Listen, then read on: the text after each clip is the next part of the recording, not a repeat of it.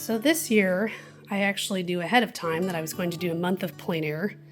So I've been doing all sorts of prep work here. And I'm not going to do everything in watercolor, but I am definitely going to do some watercolor. So one thing I decided to do this year is I'm taking my different wallet sets of Pitt pens, and then I am working through to see what of my Daniel Smith colors, because last year I was not using Daniel Smith, I was using the Artist Loft ones, which I still definitely have.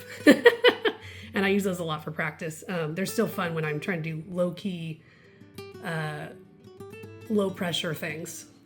But I wanted to see which of the Daniel Smith colors I have would go with my different sets of Pitt pens so that I can have some drawings that are totally light fast, and I can have some way to kind of like supplement the Pitt pens, because you can wet the Pitt pens like with a brush right after you've applied them, but it has to be right after you've applied them. Once they dry, they're like totally waterproof.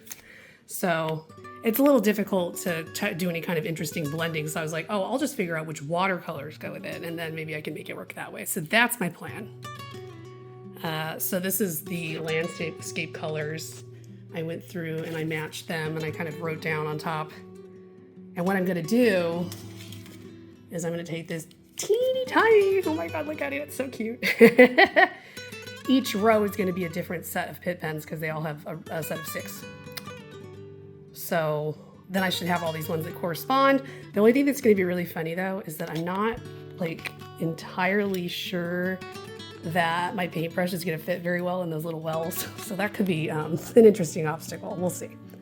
But it was cheap. It was really inexpensive. So, you know, if it's a fail, that's okay. All right, I have gone in and I have drawn in all of the Pitt pen parts of the swatch for each color. And then now I'm going to go in with watercolor and put in the corresponding watercolor colors. Now, for some of them, I don't have a corresponding color, so I'm just gonna leave those blank, and then maybe in the future, if I find something that works, I'll use it. Oh boy, let me tell you guys what just happened. Okay, so I realized that I actually accidentally put the same color in there twice, and I was, of course, really aggravated about that. And so, first I panicked, because of course, God, how am I gonna get those out of there? And then I realized that I had an old X-Acto knife blade that I was about to throw away. So I used that to scoop out the paint out of that well that wasn't supposed to be in there. And then I went ahead and stuck it in the bigger pan I have that actually has that in there. So that actually worked out okay. That wasn't too crazy. And then some of the excess I ended up kind of painting on here because I was trying to get it out of there with a paintbrush, and then I painted it here. Then I decided to sketch my dog because I was like, well, I might as well use this paint for something other than just painting random stuff. And then I decided to get the rest of it out using like a damp Q-tip, which seems to have worked pretty well because this was the well. And this one right here. And I was able to get that cleaned off there. So if you ever run into that, damp Q-tip is your friend. See, it just kind of takes it right off there. Works really well. So that's what I've been doing. I'm cleaning that out because it was supposed to be, I think, raw umber or something.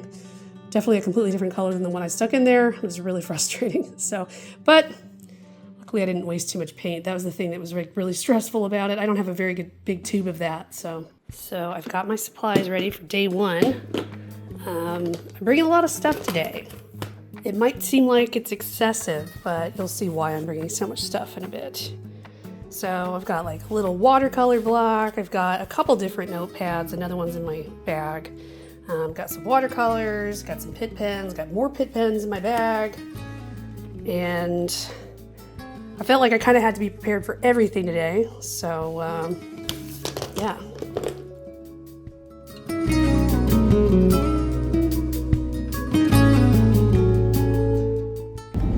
We are 40 miles away from the Grand Canyon South Rim Visitor Center. Yeah, this is going to be what I do for my day one of my desert plein air month. Very exciting. And yes, the South Rim of the Grand Canyon is in the desert, in case you were wondering. It's just the high desert. And you can actually kind of see it from here, although I don't know if you can tell in the video, because it is that big that you can see it from 40 miles away. And when we get down in this little valley in a second, we'll probably be able to see the windmills again. They're there. Hey, windmills. So I'm sitting here on the edge. I had to sit in the dirt because all the places with benches are just full of a lot of people. So that's what we're doing today. This thing's pretty cool down here. Gnarly. I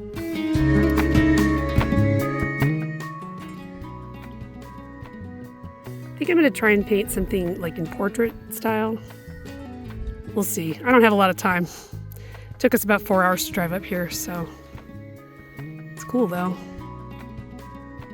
All right, the light is like totally gone. And it's kind of looking like maybe rain. So this is as far as I've gotten. This is all just in Pitt pens. And I'm gonna have to finish it at home.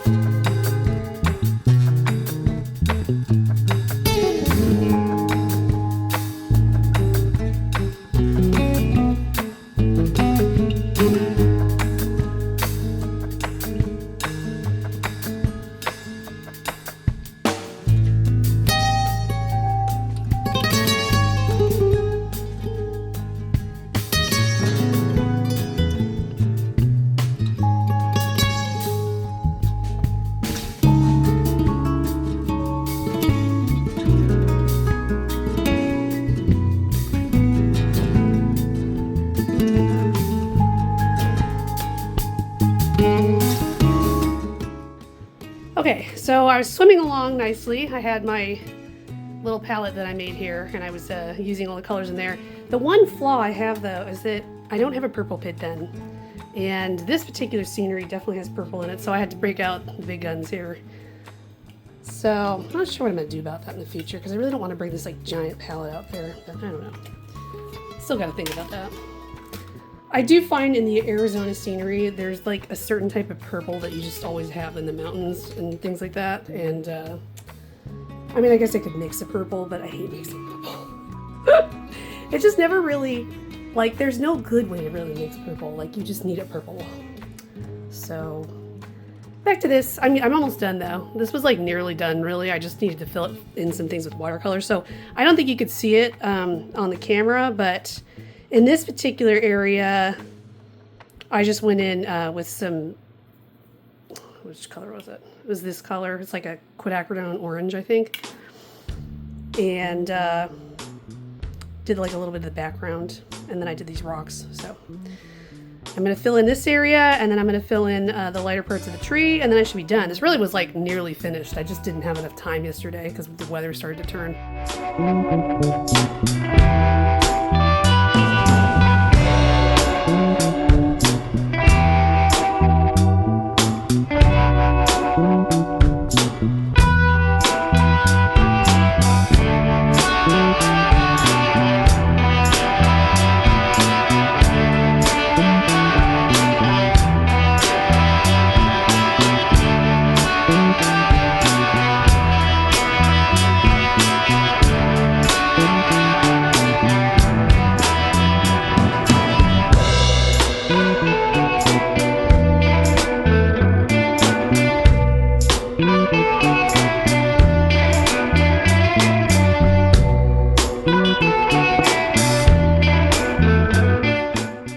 Okay, so what I'm doing right now is I'm going through and removing some of the kind of high contrast with the tree because it just draws the eye too much and it like doesn't distinguish it from the background much. So the tree I'm just going to darken up, and I'm also going through, and I've already done it on this part, but not on this part.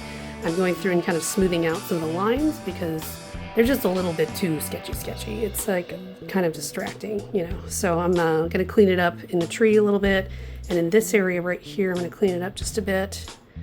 I think it's kind of okay right here. It's kind of cool there, but there's just a little too much of it going on. It's drawing my eye to the wrong places. So I'm just going to fix that. And then I'm going to turn right back around and go out and paint some more.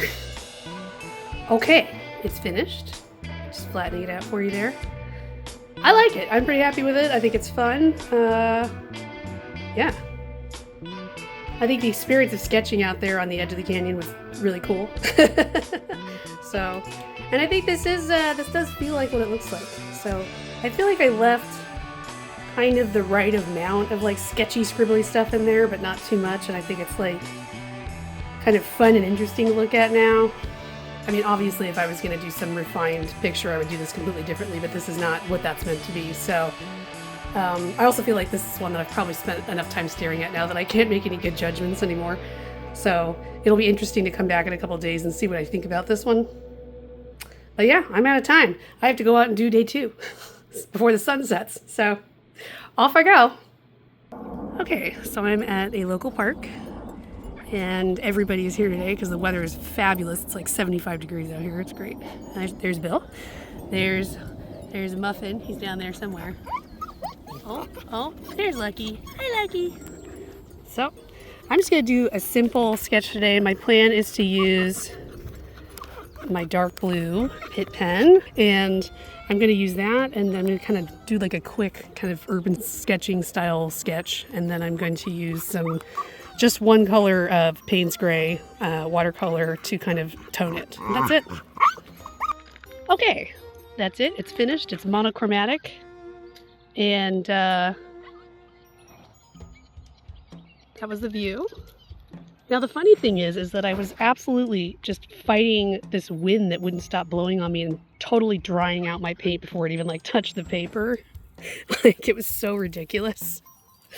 Oh man, that was aggravating. But anyway, yeah, it was quick, it was fun, and that was day 2.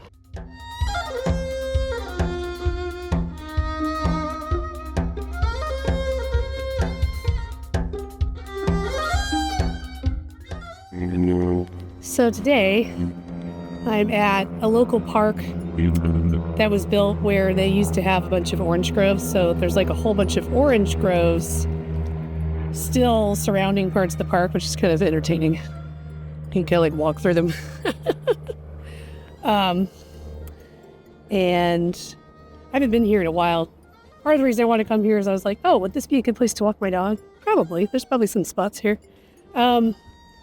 So my plan today is I'm going to sit in my car and draw out the window here because there's not really anywhere to sit, and I don't like standing to do this. I'm going to do a black and gray drawing with Pitt pens, but I did bring an orange Posca marker so I can put all the little oranges in there. So that's the plan. That's what I see in my head. And I liked all the clouds today too. Those are kind of neato. That's why I decided to go black and gray, and I'm actually going to do it on gray tone paper. So there's a lot of I haven't actually tried these particular gray tone markers on this paper, so I don't know what they're going to look like, so that could be interesting. I might end up hating it. I don't know. So here we go. Okay, I'm out of time, and I'm calling this done. I've had planes flying over the entire time. We're really close to like a local airfield here. This was my view. This is what I drew. I had a lot of fun kind of drawing the asphalt over there that's all cracked and stuff. I'm kind of entertained by the little orange dots I added. Not sure what I think of those. I have mixed feelings, maybe. I always have fun drawing a little reflection. So there were a couple of moments when I was drawing where the whole area just lit up, like the sun came out from the clouds and there were all these highlights and it was so cool. So I went in with my little white color pencil and I just added in all those white highlights as quickly as I could and those like stark shadows as quickly as I could so I could remember what they looked like. And I think that was cool. It kind of created like an interesting look here. So, trying to see if I can get a good lighting. Yeah, that's pretty good. So yeah, there you go.